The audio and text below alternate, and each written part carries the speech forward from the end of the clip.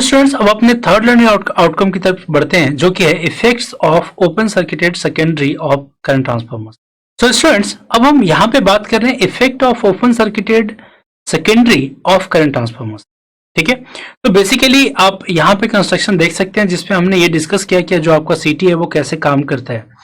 तो अब बात करते हैं कि अगर मान लेते हैं कि जो इसका सेकेंडरी है, जहां पे आपने बर्डन ऑन सीटी लगाया हुआ है, अगर वो ओपन सर्किट हो जाए तो क्या होगा। ठीक है, तो उस चीज के लिए अगर हमें डिस्कस करना है तो हम यहाँ पे बात करते हैं सबसे पहले कि ये जो आपका करंट ट्रांसफार्मर है, ठीक है, अगर हम इसके वर्किंग पे बात करें तो एक्चुअली हो क्या रहा है कि जो प्राइमरी ऑफ सिटी है, ये प्राइमरी ऑफ सिटी आपके लाइन के साथ सीरीज में कनेक्टेड है। तो जो भी आपका लाइन करंट पास हो रहा है वो आपके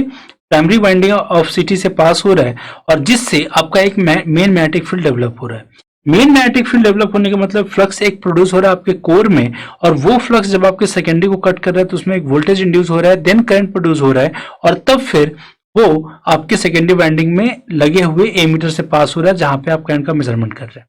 ठीक है, बट अब एक चीज ये देखो कि अगर आपके सेकेंडरी वाइंडिंग में करंट पास हो रहा है तो करंट के पास होने से आपका सेकेंडरी वाइंडिंग भी तो मैग्नेटाइज होगा, वो भी अपना मैग्नेटिक फील्ड डेवलप करेगा, है ना। और जहां पे भी फैराडेज लॉ से फ्लक्स के कंडक्टर से लिंक होने के बाद वोल्टेज इंड्यूस होता है, तो उस वोल्टेज इंडक्शन के कारण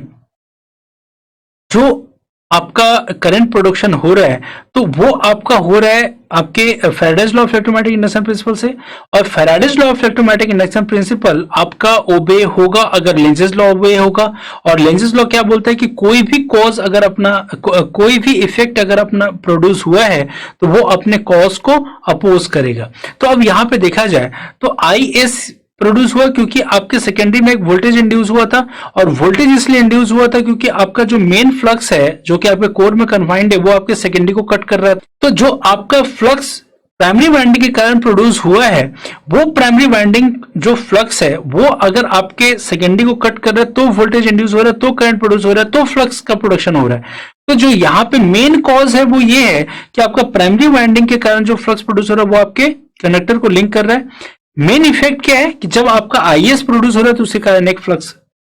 प्रोड्यूस हो रहा है। अब अगर लेंजेस लॉ को सेटिस्फाई होना है तो जो प्राइमरी वाइंडिंग में करंट के पास होने से फ्लक्स का प्रोडक्शन हुआ था उसका अपोजिशन सेकेंडरी वाइंडिंग में प्रोड्यूस्ड फ्लक्स के कारण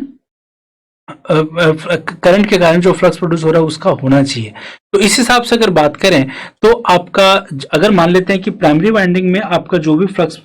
पास हो रहा है और उस जो भी करंट आपका प्राइमरी वाइंडिंग में पास हो रहा है उसके कारण अगर मान लेते हैं कि कोई फ्लक्स आपका 5P प्रोड्यूस हुआ है,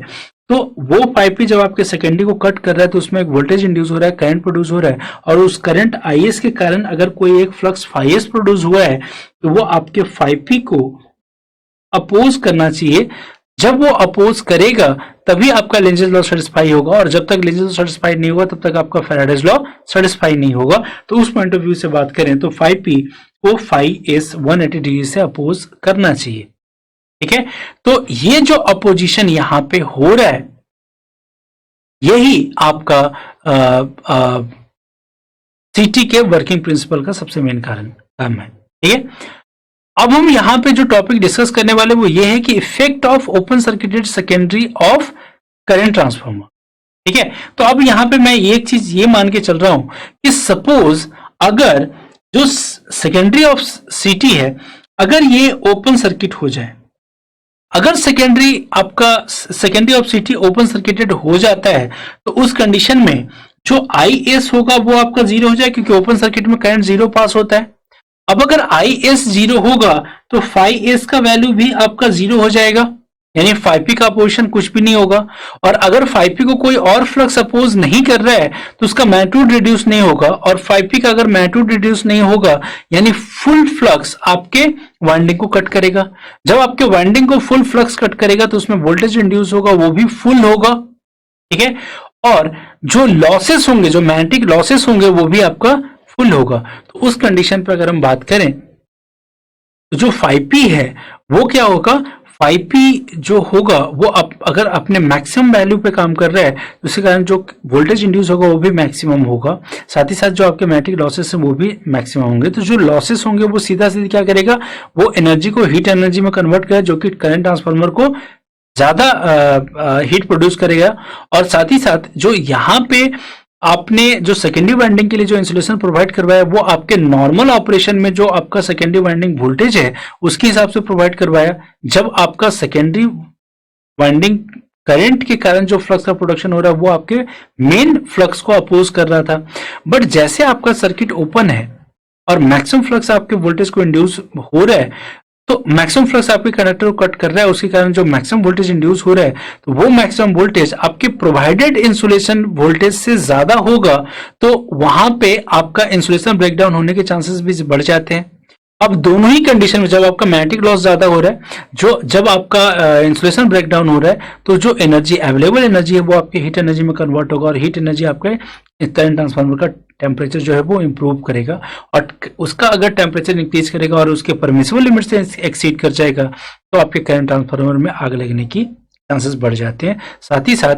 उस करंट ट्रांसफार्मर के आसपास जो भी ऑपरेटर काम कर रहा होगा वो उसके लिए भी खतरनाक हो जाएगा। तो इसलिए आपके करंट ट्रांसफार्मर का जो सेकेंडरी है उसको आप कभी भी ओपन सर्किट नहीं कर सकते। तो इसलिए अगर आप कल इंडस्ट्री में काम करोगे तो आपको ये पता होना चाहिए कि अगर आप इंडस्ट्री में काम कर रहे हो तो आपके सीटी का सेकेंडरी गलती से भी ओपन नहीं होना चाहिए अगर वो ऑपरेशन में है तो। और इसलिए आप क्या करते हो, इसके सेकेंडरी में एक शॉर्ट सर्किट लिंक प्रोवाइड करवाते हो ताकि आप स्टार्टिंग में अगर कोई भी लोड नहीं है तो आप इसके सेकेंडरी को सबसे पहले शॉर्ट सर्किट कर दो, उसे ऑपरेट करो और जैसे वो ऑपरेशन में आए उसके बाद आप उस पर लोड अप्लाई करो। इसे कभी भी हम ओपन सर्किट नहीं छोड़ते, साथ ही साथ आप इसकी ग्राउंडिंग भी करके रखते हैं। ठीक है, तो इसलिए ये इफेक्ट है अगर आपने सेकेंडरी ऑफ सीटी जो है उसे ओपन सर्किट छोड़ देते हो। So students, we have achieved our third learning outcome, that is effects of open circuited secondary of